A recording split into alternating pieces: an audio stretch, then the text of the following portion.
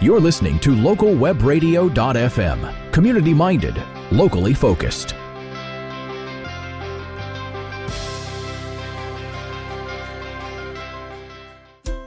Welcome to the Healthy Smiles Oral Health Show with Dr. Norm Ickert, brought to you by Ickert Dental Implant Centre, where they are committed to providing you with the very best in modern and advanced dentistry. Now, here's your host. Hello, this is Nick Jaworski here, and I am your host today, and I am here with Dr. Norm Ickert, Director of Ickert Dental Implant Centre, and today we'll be talking about what happens after the clinical examination of the patient, including providing an accurate diagnosis, the treatment plan options, and the expected outcome or prognosis of the treatment. Now, before Dr. Ickert joins us, just a reminder that if you have any questions or require assistance, you can call Dr. Ickert's office at 604-881-1381. That's 604-881-1381. And Dr. Ickert, it is great to be talking with you again today. Thank you, Nick. I always enjoy having these discussions with you. Yeah, I honestly look forward to talking about dental issues with you, something that I don't think I ever would have expected of myself. Okay, so over the last several podcasts, this is episode 6, we've talked about a bunch of things, starting with the general definition of what is oral health. And last week, we talked about sort of the overall exam. And so this episode is called Putting It All Together. Okay, so what does that mean? What are we talking about? What's going to happen next? Well, Nick, in the first 5 podcasts, we've tried to give the overall broad strokes overview of what it is that we're trying to achieve. And we've gone right from oral health down to finding the risk factors that we look for in an exam. And the reason why this is so important is that every patient that comes to us has very specific needs. Every patient is different. And what we really need is some type of structural approach to making an examination more beneficial and more diagnostic. So we're looking for an evidence-based system that helps lead us to the proper diagnosis, because as we've said several times before, there can only be one correct diagnosis, but there can be many different treatment options. And then once we have the diagnosis, we then have a system that we can follow, which helps us to develop a treatment plan along with the various options.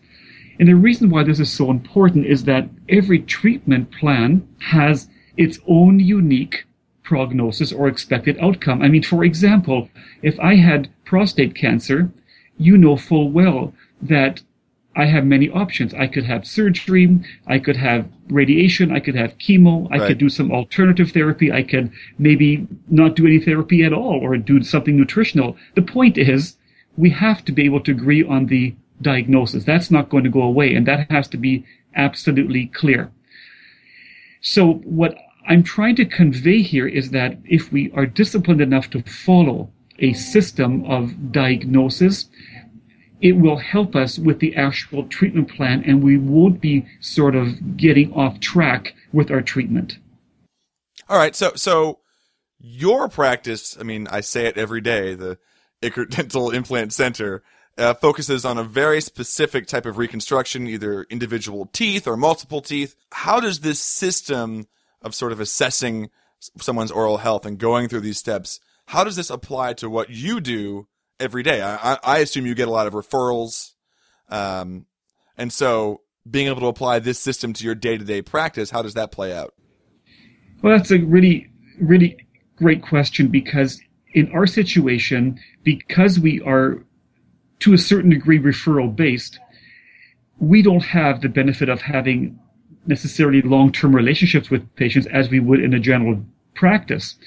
And so we don't have as much data that we've accumulated over time. So we get this one shot at it when we see the patient for the consultation to try and nail the diagnosis as much as possible in a fairly short period of time. Now, sometimes we have to schedule patients for additional tests, etc. But for the most part, we try to come up with a diagnosis on the first visit. And so therefore we need a system that can, like a laser beam, almost help zero us in on the diagnosis. Because the reality is, too, that there's this misconception about dentistry that it's basically this drill, fill, and bill type of mentality. But really, unfortunately, it's a lot more complex. If you really try and understand dentistry, it's a very complex area to get a handle on. And so that's why it's critical that we do have a system that is well-based in the literature and that we can follow systematically without emotion and get us to the end point as clearly and as quickly as possible. Drill, fill, and bill. I have never heard that before. Well, it's a bit of a play on words that, in a sense, I really hate because it sort of cheapens what we do in dentistry. But we're not a commodity-driven business, although I think it's seen that way a lot by people because a lot of it's insurance-driven and it seems very expensive, which it is to people. But so you think I'm just coming in for my filling or for my root canal or for my crown. But really what I'd like to do is focus on an outcome-driven approach. So we really want to make sure that the final outcome satisfies all the various concerns, whether it's functional, whether it's aesthetic, whether it's the comfort, the longevity. I mean, there's a lot of things to consider because it is a very critical part of our overall health and well-being in our body.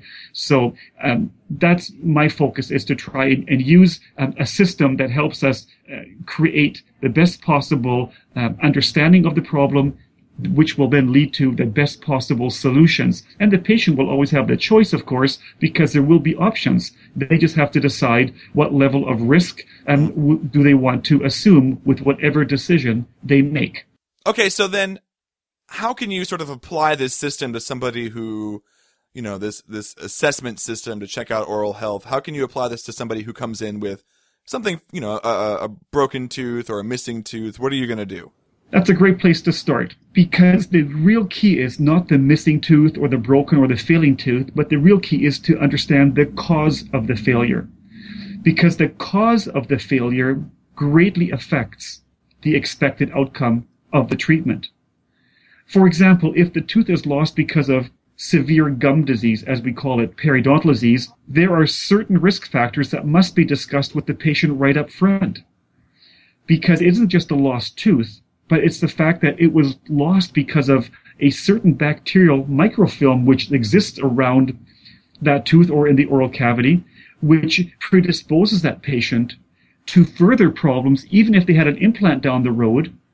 That microfilm, that biofilm that stays around microscopically, is still around even when the implants are in place, though they will be at a higher risk down the road. It doesn't mean that we can't treat them with implants. It just means that we have to take the cause of the initial failure into consideration so that we will make adjustments to the actual treatment to identify, to deal with the risk of how they lost that tooth in the first place, because we want the next phase of treatment to be something that can outlive them. We want to give them a long-term solution that lasts forever. That's really the goal, and that's why it's so critical that we understand the cause of the failure in the first place. Okay, well, we have to take a quick break, but we'll be right back with Dr. Norm Ickert from the Ickert Dental Implant Centre. And when we return, we will be talking about diagnosis and treatment plans. So don't go anywhere. We will be right back. More Healthy Smiles with Dr. Norm Ickert from Ickert Dental Implant Centre after this.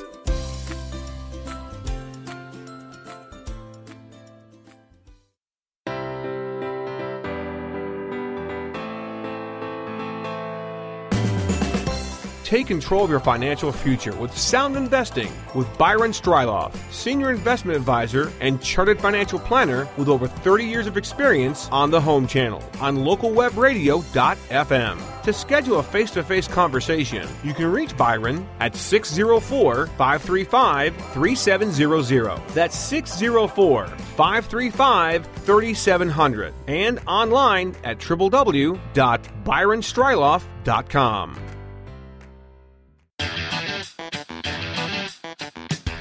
Shopping for the lowest mortgage rate? Looking to refinance? Catch Jared Dreyer in the Mortgage Lab on localwebradio.fm. Buying or selling a home on the Semiahmoo Peninsula? Catch up on local market conditions on This Week in Real Estate with Lance and Connie Marples from Sutton West Coast Realty on localwebradio.fm. To schedule a face-to-face consultation, you can reach Lance and Connie at 604-538-8888. That's 604-538-8888. And visit them online at www.surreywhiterockhomes.com. It's time now for more Healthy Smiles with Dr. Norm Ickert. All right, we are back with Dr. Norm Ickert, and we're continuing our conversation on diagnosis after examination. Okay, so Dr. Ickert, can you give me any specific examples of how the diagnosis directly impacts the treatment plan? Yes, I'd love to. You see, there are many different reasons for tooth failure, and that's why the diagnosis is so critical. For example, I just mentioned that a tooth can fail because of potential gum disease, which is an autoimmune disorder that 15% of the population approximately is genetically derived, and there's really no way of managing that at this point. Mm-hmm. But people can also lose their teeth because of extensive decay, and the tooth just gets too, what we call, bombed out with the decay, and the tooth has to be removed. Or a tooth can be lost because of acidity in the system, either from reflux from the stomach or from the diet. So acid is a huge component. Or a tooth can be lost because it just has gotten too weak. There's been a filling, then a root canal, and then a crown. And all of these procedures tend to weaken the tooth. And so eventually, just through the normal functional forces of chewing, a tooth can just break down. And that happens a lot, that these teeth that have been highly treated end up just breaking right off at the gum line just because they're weak. Or a tooth can break off because there might be excessive functional forces. There could be the whole component of a parafunctional habit such as grinding, or there could be a bite issue, and these cause excessive forces that are greater than what the tooth is designed to accept, and the tooth will break off. And of course, there's always trauma that can cause a tooth to fail. And then sometimes even teeth are lost because of aesthetic concerns where people don't like how they look, and so they feel it's easier just to take the teeth out. Right. So the point is that there are many different reasons why a tooth is lost. But let's just go through that for a second and say, okay, so I mentioned if a tooth is, let's say, loose or lost in your mouth because of gum disease, how would that actually impact the treatment? Well, what we would do, if it's a case where there are several teeth that are at risk and we are trying to replace those teeth with some type of implant-supported restoration, believe it or not, Nick, we would actually disinfect the mouth before we take the tooth out. In other words, it seems a little bit strange that we're going to go through this process of trying to clean something and then remove it. But the point is, the more we can clean the oral environment before we remove it, the less of that bacteria will be in the mouth, which will then not predispose our next restoration to the same problem. So the pre-treatment disinfection is really important. The other thing that we might do on a patient who has pre-existing gum disease and would like to consider dental implants, we might consider placing those implants a little deeper than we would otherwise place. This would account for some of the bone loss which we can expect around these implants, which we wouldn't expect for someone who doesn't have the gum disease. So we're trying to be proactive in how we manage these implants. So the other thing is the design of the appliance that we put on top of these implants would be modified in such a way that there is extreme ease of access for hygiene. And we would probably also encourage that patient to be seen on a more regular basis for their recare appointments. Mm-hmm. I mean, these are just small things that we can do which are directly related to the cause of the tooth failure in the first place. Or if the tooth is, let's say, for example, lost because of a structural compromise where it's just gotten to be too big of a cavity or too big of a restoration, that patient may need to go on some kind of decay management program. And we have some good protocols today that we can use to try to change the oral environment to maybe make it more basic and not quite so acidic, to help the bacteria not be so aggressive. And we might also really think about how we're going to manage the socket at the time of the extraction. There are certain things that we can do to help with the stability of the gum and the bone after the tooth has been removed. So these are really critical issues when we understand if the tooth doesn't have gum disease and it just